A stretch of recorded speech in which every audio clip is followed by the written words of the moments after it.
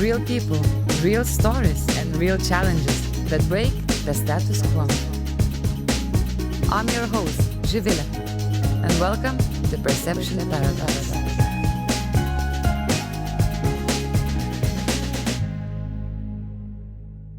Today, the episode is straight from the Web Summit 2023 in Lisbon, where we are joined by one and only Ana Maria Jipa, who is a co-founder and CEO of Olyn. Welcome, Ana. Thank you. It's really amazing being in this podcast. Thank you for inviting. Thank you for joining. It's so amazing to have you here, and I'm really excited to join into your story. And maybe we can start with a very simple question. It's the second day of Web Summit, official maybe Thursday. How are you feeling? I feel the magic of what's happening. Basically, there is something in being exposed to a crowd that has a story and have this serendipity, just like can happen at any corner. That really sets one for making the most out of it.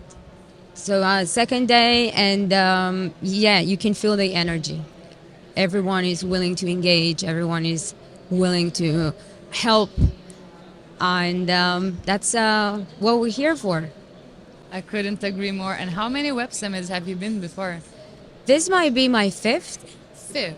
but they're all different. Okay. Very different. Do you have any kind of dreams from this Web Summit? Why are you here? I'm here every single year. The purpose was different. This year, we're with Olyn at a stage that we're fundraising. So, of course, last year was more about building the relationship with investors. Now they had a time to see us perform in the last year, and conversations are much different now. Every year you have to act differently. You might be in a different situation with your company. So of course, that's the magic of it. It still makes sense to come and spend time, no matter at which point in your life you are. Yeah, I couldn't agree more. At least once you have to experience Web Summit, and you can really meet a lot of incredible people and make connections. So I guess everyone is wondering, why are we here and having now this episode? So I've met with Ana 1.5 years ago, I think, in Barcelona. And I remember from the first moment, I crashed some drinks happening outside the city before some official after-party events. What I've noticed, besides having you a very warm energy, later on during the night, I've noticed you being super compassionate, inclusive person who is just trying to have people around you and to make sure that nobody is left alone. Where is that coming from? Oof.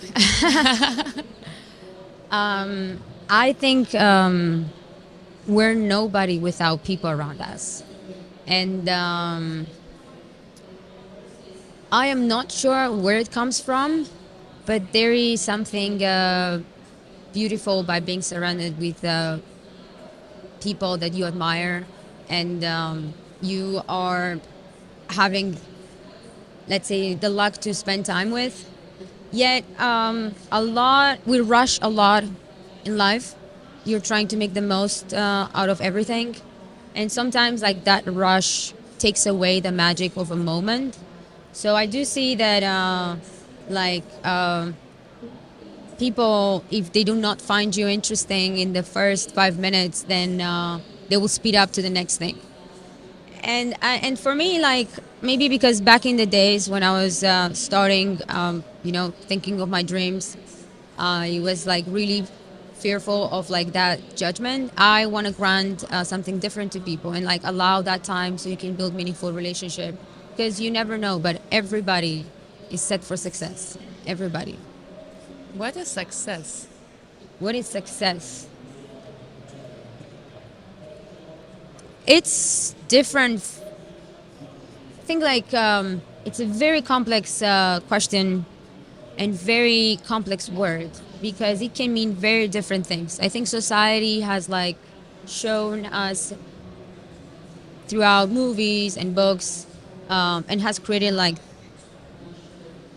I guess society has created this idea of success that it's wrong. We don't all have to be Eric Schmidt. We don't all have to be Michael Jordan. We don't all have to be. Yet there's something hidden in us. So for me, success is more close to be the most useful and always find myself in the right place, surrounded by right people, and feeling that my devotion it's actually turning into something that can help others around me. But at the same time, success it's also family. It's also nature. Yeah. It's also a good sleep. Or good food. Exactly. So many things. That's so interesting. Yeah, success, it's really, we have so many different definitions of that.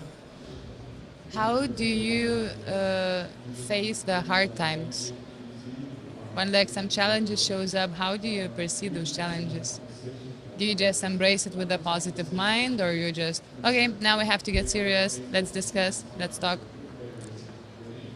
It's something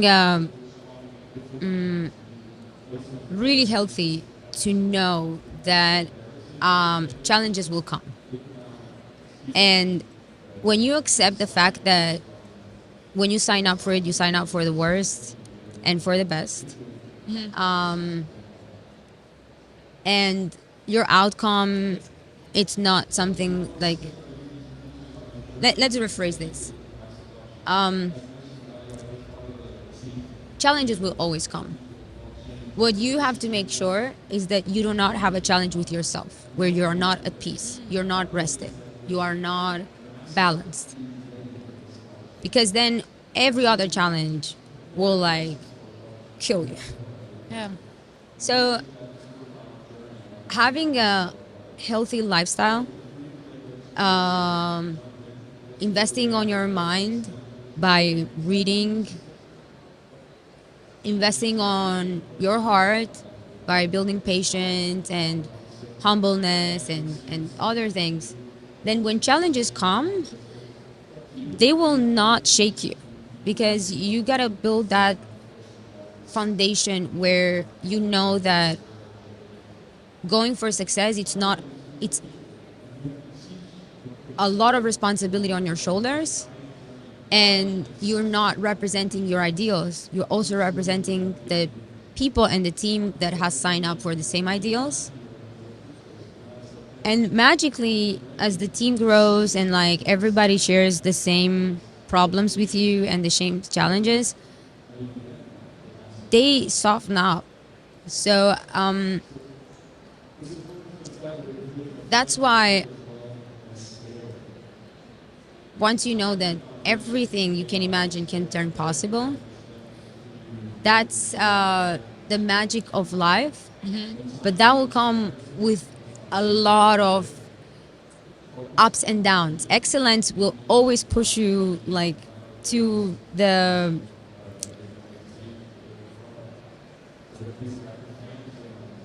I say like to get the best out of you. Things that you didn't even know they were there. And I think like life is much better when you focus on what you want versus on things like you do not want. But how do you do that? Like the society nowadays is pressuring us so much, right? We have this very kind of different societies build up that you have to fit in.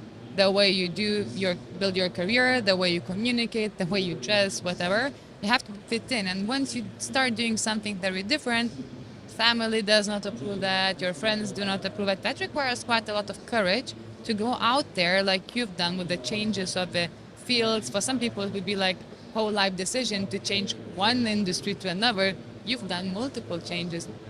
How did you find that courage to stay resilient from what other people want from you, from that external validation, and to stay true to your own calling?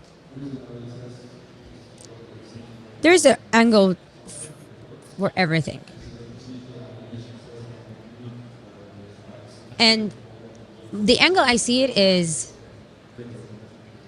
if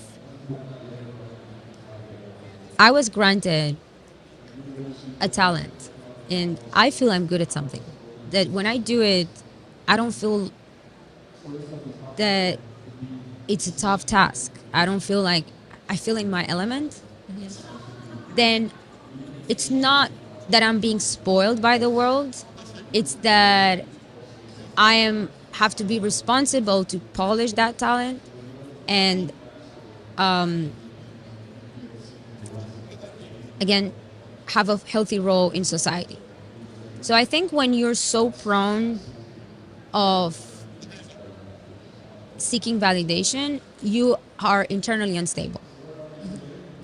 You are not willing to understand yourself. You are not building that communication where you have to set yourself in harmony. Because once you understand, and there's like a lot of wonderful books that like have had a huge influence. All what I'm saying right now are things that like I might have learned in the last year or two, or journeys has never been easy. But when you're like true to yourself on doing, you stop caring what others think. What matters the most is you knowing that you're doing exactly what you're supposed to be doing. And I never kind of overthought too much about like, oh, if I'm changing this, that there was a period of a time that I did suffer that, and I still suffer sometimes about like what people will say if I do ABC. That always happens when I am not in peace with myself, when I do not sit down and like reflect, meditate, and feel comfortable with being on my own. Right? Oh, that's a good one. Feel comfortable or being on your own. I remember back in 2000, maybe it was 13. I already started my kind of full-time job career in one Danish company, maybe 2014, and still had to write my bachelor thesis. So I had this kind of day where I was like supposed to eat in between to submit my thesis or have a meeting with supervisor. And I come to the cafe, I sit down, and I'm like, oh, so now I'm alone in the cafe. I'm gonna eat. I'm gonna open my computer. I need to do some work because I felt so uncomfortable having lunch with myself, which is the opposite right now. And I couldn't agree more. Like when you have that inner peace, things just comes getting on. You just Yeah. start growing things you always wanted to do. Exactly. There's like, oh, exactly. I mean, I've been through that too, Jipa. I mean, because you go on Instagram and you're like, oh, everybody's like hanging out together. Look at me here alone. That's a very, very wrong thought. Oh yeah. And that is when I'm like, okay, girl, you need to educate yourself, because this is not how greatness has been built in time. Those minds, they didn't have time to worry about these things. So I think like one of the most dangerous minds is a bored one. Once you start having all sorts of focuses in your life and targets and responsibilities of fulfilling your dreams. Like people feel bad for fulfilling their dreams because they think they're gonna let somebody down, or they sign all these contracts. You are failing to everybody by not doing what you're supposed to do. And that's your calling alone. Not only, I would say also the mind that is ignorant to your own inner voice. That's also a very dangerous thing because then you just become following some other voices around you. What would be your kind of maybe tool or first step you would recommend someone who is right now, let's say, still into the search of the calling, or maybe they know where they would like to go, but it's scary to do that, especially when you're like after 30 years old, when all your friends made it, whatever that means, like house, family, career, and you're in this stuck position. I really want to do something, but I'm afraid, I'm scared. Yeah. It's a very painful thing. And this is like from my perspective. And uncomfortable. Yeah. It's very painful to compare yourself. Sorry, like be in that mind where you're making yourself such questions. I think one of the most important things I've learned, and somebody told me, and I highly appreciate, and those are like, there are few quotes that really have changed my life. But what one was like, be really careful what type of questions you make to yourself. If your mind says, "What am I doing here?" or "What am I alone?" Like, are those the right questions? So the things that you keep your mind busy with, people that are really building an expertise in an environment, trying to be the best version of themselves, they don't have time to think about all these Oh things. no, that's so true. So when I discovered that, I'm like, what am I doing with my time? Because time is not about what I'm physically like, where I spend, like with who, but when you are in peace with yourself, time slows down and it gives you this, and it happened to me a few times, it gives you this perspective. You can see things at a larger scale. Everything becomes small, fears become small, like you become this astronaut, right? In the darkness on your own. And that's when you like gravity. You're like, whoa, my dreams, you know. There's this movie Soul from Pixar that it's like, oh, you're in the zone. But I think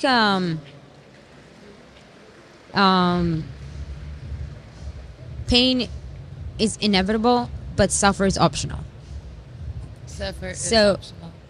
you can avoid pain in life. The question is like how much you suffer from it.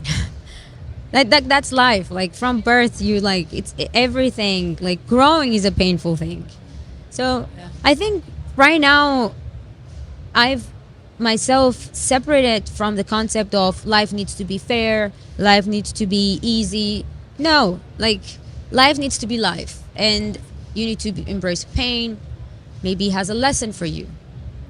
The best things that came out of me are from having been exposed to tough things, having made major mistakes.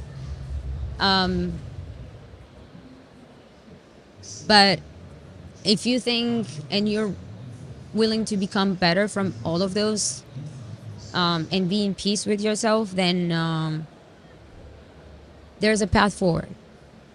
But as I said, it's very important to focus on the things you want versus the things you do not want. Which is so difficult. I think one of the best ways to do that would be zooming out of the environment you're in and a bit changing it so you can get some kind of different perspective and you can really shift it. Exactly. Yeah. Have you ever experienced that, like you were stuck in the middle of some change that you wanted to pursue, but you were not sure, and maybe changing the environment or doing some things helped you to make the decision? Or was it always for you like more like non-linear, but very like it makes sense, all connected and happened naturally? I think at a higher level, everybody in if they calm down and they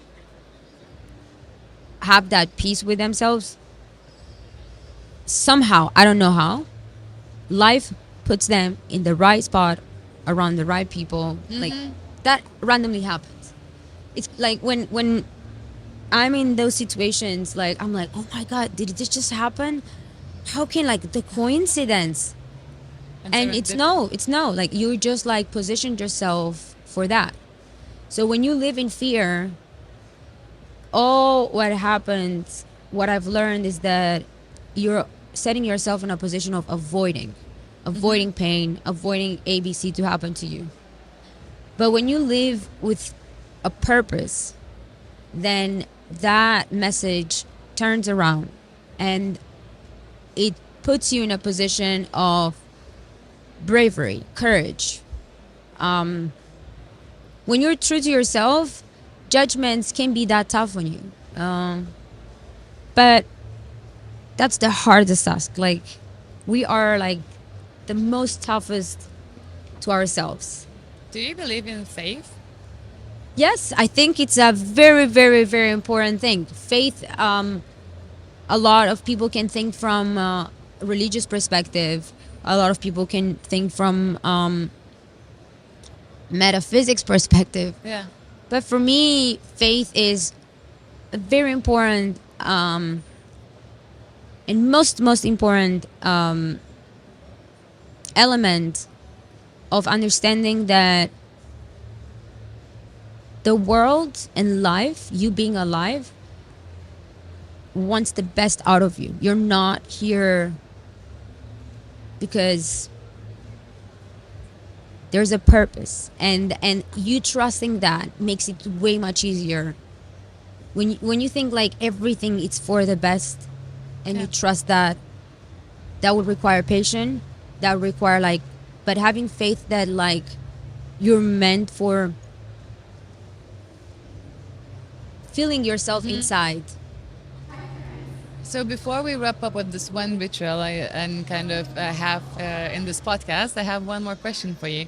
How do you design your life? Do you have some kind of tools or rituals that you do it for your own inner engineering, or you just go with the flow?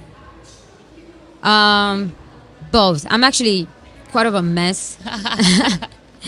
I I'm I think there's a balance where you need to find like your learning time, what works and what doesn't. Not all things work for everybody. Not all food is good for everybody. Not all workouts are.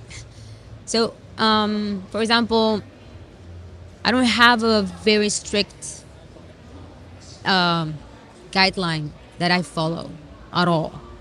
I'm constantly exposed to change and willing, and there's so much like I'm usually speaking out loud about things that I would love somebody to tell me, and I would love my voice to tell to myself, but that's not constantly and by far what I do.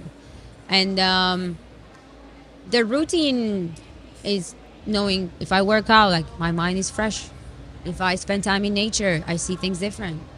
If I drink a lot of water, like wow, like I don't have this dizziness anymore. Like, was I dehydrated all my life? What the hell? Like it's like, so, this is like the little things that make a major difference. Yeah.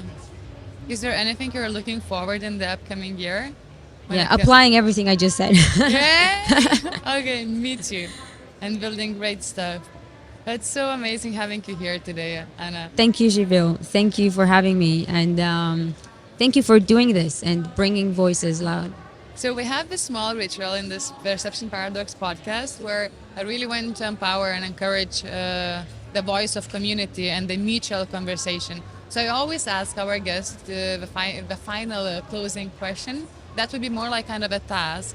What would you like to our audience to think about when they've just listened to this episode while they're going through their day, wherever they are, and just, I don't know, reflect on what they heard?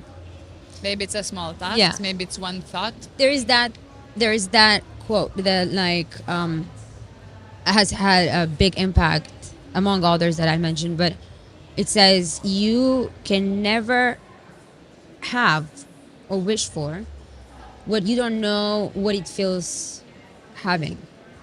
So I would love for everybody to like just like take 1 minute or two and like close their eyes and imagine themselves in that situation and reflect on the feelings that come out of it. How does that feel like? Not how it looks like. Because you might have this idea like I want love, I want to be loved. But as soon as like somebody comes and gives you that, you don't know what that means. You can't get it. If you like if so finding those feelings, or if you're dreaming really big about something and when you're imagining and you imagine yourself in that position, if you feel uncomfortable about it, something is wrong. So then you have to go and rewire yourself, explore, understand why my dreams makes me feel uncomfortable. Like, so the feelings are really important. I would love for everybody to do exercise and bring the best in them. So and them to believe that like that is success. Like being in that constant feeling. Thank you. I literally zoned out and got into the exercise myself, thinking about the upcoming week and the fears and everything. Thank you so much. Je And feel I'm so grateful that you found time during this busy web summit to be here and to do this debut episode of Perception Paradox, where people can follow your journey. well, if they own things or create things, Huh? olyn.com, OLYN, dumpling.com, dmpling.com, Amazing. I'll add the and links. myself in LinkedIn, Ana Maria Jipa. And yeah, happy to communicate, talk, and engage. Like, there's nothing more beautiful than people. Like, Thank you. It was Ana Maria Jipa from Olyn, and we are here live at Perception Paradox at Web Summit 2023. My name is Jivel. It's a podcast that brings out real conversations, real people, real challenges, and see you soon. Thank you for tuning in.